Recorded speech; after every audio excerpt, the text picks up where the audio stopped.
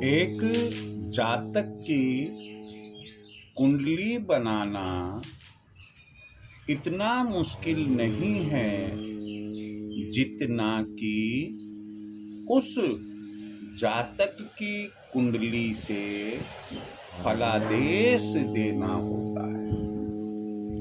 कारण यह है कि कुंडली निर्माण के समय तो ग्रहों की जो गोचर स्थिति होती है, ग्रह जहाँ स्थित होते हैं, भ्रमण करते हैं, लग्न को ध्यान में रखते हुए हम उस जन्म लेने वाले जातक की कुंडली का निर्माण सरलता पूर्वक कर लेते हैं। यहाँ तक कि जैसा मैं पिछले एपिसोड्स में भी आपको कहते आया हूँ कि आज जो हम देख रहे हैं इस टेक्नोलॉजी के युग में कि दुनिया भर के ज्योतिषीय सॉफ्टवेयर मार्केट में उपलब्ध है।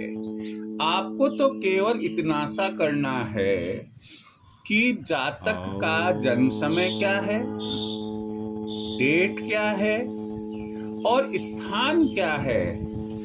आपको इसके अलावा कुछ भी नहीं करना। कहीं आप पंचांग लेकर नहीं बैठते हैं कि साहब स्थानीय सूर्य उदय क्या था उस रोज, नक्षत्र कौन सा जन्म समय का था, कौन सा बाद का है, योग जन्म समय का कौन सा था, करण कौन सा था, योनि गण आदि आदि, इन सब के बारे में आपको कहीं नहीं देखना होता है। और सॉफ्टवेयर ऑटोमेटिक जैसे ही आप डेटा इनपुट करते हैं और ओके क्लिक करते हैं, आपको लग्न कुंडली चाहिए आपके सामने हाजिर हो जाती है। लेकिन मैं आपको एक बात बता दूं यहाँ कि ये जो सॉफ्टवेयर बनाते हैं वो सॉफ्टवेयर ईश्वर नहीं बनाते, वो सॉफ्टवेयर हम इंसान बनाते हैं। और वो क्या समझते हैं, वो समझते हैं हमारी लैंग्वेज, यानी कि जो हमने कोड दिया है और हमने कोडिंग में जो लिखा है केवल वही समझते हैं और उसी के गणित के आधार पर कुंडली बनकर हमारे सामने आ जाती है। हम फलादेश जानना चाहे तो मोटे तौर पर तो फलादेश हर कुंडली सॉफ्टवेयर में दिया हुआ होता है, लेकिन वो कैसा, मैंने क्या कहा, मोटे तौर पर। हो सकता है कि एक ही परिवार की जो अलग अलग सदस्यों की कुंडली बनाए और मालूम पड़ा कि फलादेश 2 या 2 से अधिक का एक जैसा आ गया, जो कि संभव नहीं हो सकता है। इसलिए अब आपको क्या ध्यान रखना है, आज जो मैं टॉपिक आपके साथ शेयर करने जा रहा हूं वो टॉपिक का नाम है ग्रहों का उच्च एवं नीच होना। तो ये जो अभी तक आपने और मैंने बात की है उसका उद्देश्य ये है कि कुंडली निर्माण करना तो आसान है, लेकिन उससे फलादेश देना बड़ा ही मुश्किल, टिपिकल और बहुत ही विवेकपूर्ण तरीके से किए जाने वाला काम होता है। अन्यथा यदि आपके पास पूर्ण ज्ञान नहीं है, पर्याप्त ज्ञान नहीं है, तो आप फलादेश किसी भी हाल में सही नहीं दे सकते। तो उसी क्रम में मैं आपको यह जानकारी देने जा रहा हूं कि जब आप किसी जातक की कुंडली देखें तो कुंडली में कौन सा ग्रह उसका उच्च है, कौन सा ग्रह नीच है। अब यहाँ ये तो है नहीं कि वहां पर चेयर्स लगी हुई है, प्लेटफॉर्म्स बने हुए हैं, ऊंचे आसन पर जो बैठा है ग्रह हम कह दे वो तो ऊंचा है, नीचे आसन पर बैठा है कह दिया हमने वो नीचा है। नहीं, ऐसा नहीं है। या हम ये कह दे कि ये तो ब्राह्मण है, ये क्षत्रिय है, यह फला है, ढिकड़ा है, ऐसा उच्च और नीच नहीं होता है। बल्कि कोई ग्रह किसी विशेष राशि में जब बैठा होता है तब वह ग्रह या तो उच्च का या नीच का होता है। हमें यह जानकारी फलादेश के समय होना जरूरी है ताकि हम जातक को बता सके कि अगर आपके लाभ हो रहा है, आपके सब अच्छा हो रहा है या किसी क्षेत्र विशेष में अच्छा हो रहा है तो कौन से ग्रह के कारण, और यदि आपका अनिष्ट हो रहा है तो कौन से ग्रह के कारण, कौन सा ग्रह नीच होकर आपको दुष्परिणाम दे रहा है। तो इसका मतलब यह हुआ कि राशि विशेष में कोई ग्रह उच्च या नीच का होता है, पहली बात। दूसरी बात है कि जातक की कुंडली से फलादेश, ये देश में शायद ये इस तरीके का आ जाएगा आदेश, फलादेश। जो फलादेश है वो फलादेश के समय इन स्थितियों, जातक की कुंडली से फलादेश के समय इन स्थितियों का महत्व होता है। इनकी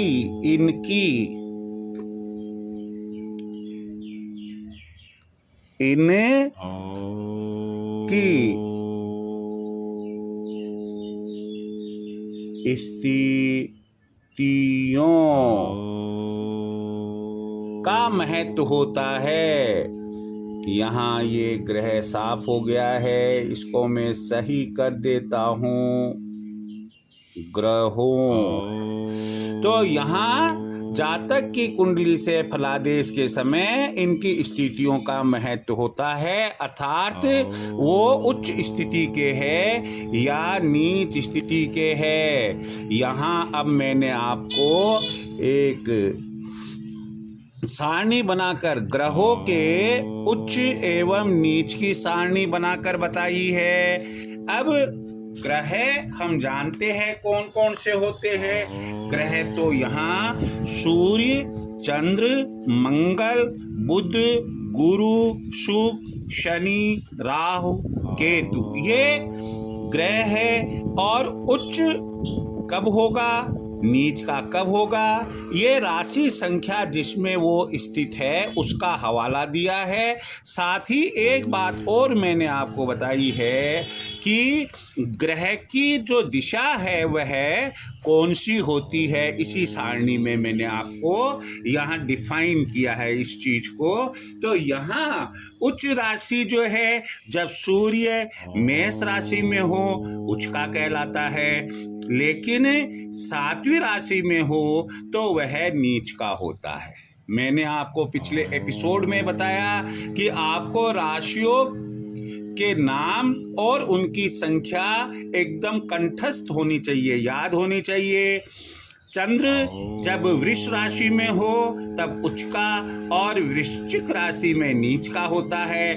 मंगल मकर में उच्च का और कर्क में नीच का होता है। बुध कन्या में उच्च का और मीन में नीच का होता है। गुरु कर्क में उच्च का और मकर में नीच का होता है। शुक्र मीन में उच्च का और कन्या में नीच का होता है। शनि तुला में उच्च का और मेष में नीच का होता है। राहु मिथुन में उच्च का और धनु में नीच का होता है। क्योंकि राहु केतु 180 डिग्री पर होते हैं, इसलिए यहाँ धनु में केतु उच्च का और मिथुन में नीच का होता है। यहाँ एक सूत्र आप याद रख सकते हैं, जिस राशि में सूर्य उच्च का होता है उसी राशि से गिनते हुए 7वीं राशि में वह नीच का होगा। प्रत्येक ग्रह जिस राशि में उच्च का होता है, आपको मान लो आपने 1, 2, 10, 6, 4, 12, 7, 3, 9 ये याद कर लिए और आपको ये ख्याल रह गया कि भाई ये उच्च राशियां है ग्रहों की, तो ऐसी स्थिति में उस राशि से यानी कि 1 से गिने और 7वां स्थान यानी कि 7वें स्थान पर जो राशि आती है उसमें वो नीच का हो जाएगा। इसी प्रकार से 2 से गिने और 2, 3, 4 ऐसे गिनना है। 2 के बाद में ऐसे नहीं, 3, 4, 5 ऐसे 7 तक नहीं गिनना है, बल्कि 2 को शामिल करते हुए ही 7वीं राशि देखनी है। यही यदि विपरीत चीज आप याद करते हैं कि नीच का कब है, कुछ लोगों की ऐसा दृष्टिकोण रहता है कि मैं तो नीच का ग्रह कौन कौन सी राशि में मैं ये याद कर लूं, 7, 8, 4, 12 ऐसे याद कर लूं, तो कोई बात नहीं है। आप यहाँ 7 से 7 राशि 7 को शामिल करते हुए 7 अगली 7 जो है वो राशि याद कर ले, 7, 8, 9, 10, 11, 12 और 1। तो इसका मतलब मेष राशि आ गई तो उच्च का हो जाएगा। अब 8 है तो अब 8 में देखिए 8 वृश्चिक है तो 8, 9, 10, 11, 12, 1 और ये 2, 7वां हो गया ना। अगली 7वीं राशि हो गई वृष राशि। ये चौथी राशि कर्क राशि है तो यहाँ 4, 5, 6, 7, 8, 9, 10 ये 10 आ गया यहाँ पर। इस तरह से चाहे तो इधर से आप याद करके यहाँ से 7वीं राशि ले लीजिए या ये याद करके यहाँ से 7वीं राशि ले लीजिएगा और आप सरलता से इसे याद रख सकते हैं। अर्थात ग्रह उच्च का किस राशि में और नीच का किस राशि में होता है। मैंने आपसे ये कहा है कि ये जो ग्रह होते हैं सभी ग्रहों की अपनी अपनी दिशा होती है। कई बार आप पाएंगे कि घर में हमारे पंडित जी कोई पूजा पाठ करवा रहे हैं, आहुति दे रहे हैं और हमसे कहते हैं कि उधर आप अक्षत फेंकिए, उधर जल छिड़किए, उधर नैवेद्य, उधर दीप धूप दीप दिखाइएगा। भाई ऐसा क्यों? कभी वो कहते हैं पूरब में दिखाइए, कभी वो कहते हैं आप ईशान में दिखाइए, कभी कहते हैं दक्षिण में दिखाइए। तो आखिर ऐसा क्यों? क्योंकि जो संबंधित 9 ग्रहों की पूजा जब की जाती है तो प्रत्येक ग्रह की अपनी एक दिशा मुकर्रर है, यानी कि निश्चित है, निर्धारित है। जैसे सूर्य की जो अपनी दिशा है पूरब है अर्थात ईस्ट, चंद्र की जो है वायव्य है ये नॉर्थ वेस्ट होता है, उत्तर पश्चिम होता है जिसे हम वायव्य कहते हैं। मंगल की दिशा है दक्षिण साउथ, बुध की दिशा है पूरब। तो यहाँ हमने देखा कि जो सूरज है और जो बुध है इन दोनों की जो दिशा है वो पूरब है और इसके बाद में गुरु की दिशा ईशान है, गुरु की दिशा ईशान है। ईशान का मतलब नॉर्थ ईस्ट।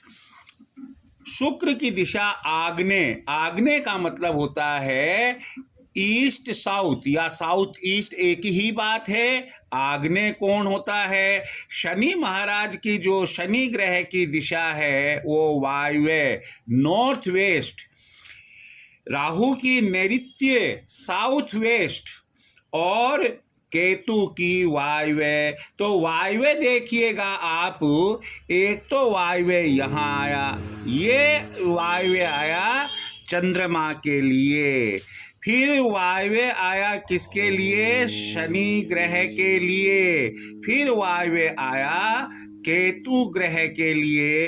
तो इस तरह से हमने देखा कि सूर्य और बुध की दिशा पूरब है, जबकि चंद्र, शनि और केतु की दिशा वायव्य वायव्य वायव्य है। और बाकी जो ग्रह बसते हैं, मंगल की दक्षिण हो गई, गुरु की ईशान हो गई, शुक्र की आग्नेय हो गई और राहु की नैऋत्य हो गई। इस तरह से आज के इस एपिसोड में मैंने आपको ग्रहों के उच्च और नीच का निर्धारण राशियों के आधार पर कैसे करते हैं आपको जानकारी दी। Thank you. जय श्री कृष्णा।